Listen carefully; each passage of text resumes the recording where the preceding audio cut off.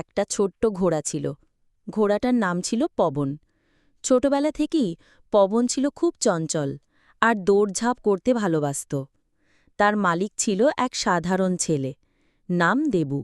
দেবু পবনকে খুব আদর করত, আবার খুব কষ্ট করে ট্রেনিংও দিত। প্রতিদিন সকালে দেবু পবনকে নিয়ে মাঠে যেত।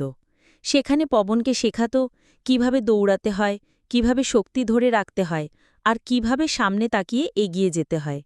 কখনো পবন দৌড়াতে গিয়ে ক্লান্ত হয়ে পড়ে যেত, কিন্তু দেবু তাকে ভালোবাসা দিয়ে বলত, পবন, হাল ছেড়ো না, একদিন তুমি হবে সবচেয়ে দ্রুত ঘোড়া। দেবু সবসময় পবনের খাওয়া দাওয়ার দিকেও খেয়াল রাখত, ভালো ঘাস, দুধ আর পুষ্টিকর খাবার এনে দিত, যাতে পবন শক্তি পায়।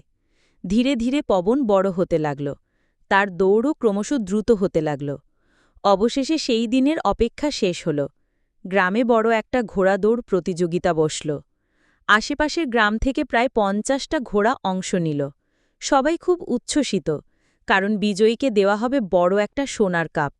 দেবু পবনের কানে ফিসফিস করে বলল, আজ আমাদের দিন পবন, মন দিয়ে দৌড়াবে, আমি জানি তুই পারবি। ঘণ্টা বাজার সাথে সাথে সব ঘোড়া দৌড়াতে শুরু করল। শুরুতে পবন একটু পিছিয়ে ছিল, কিন্তু দেবুর কথা মনে করে সে হাল ছাড়ল না। তার শক্ত পা মাটিতে আঘাত করল, বাতাসের মতো ছুটতে লাগল।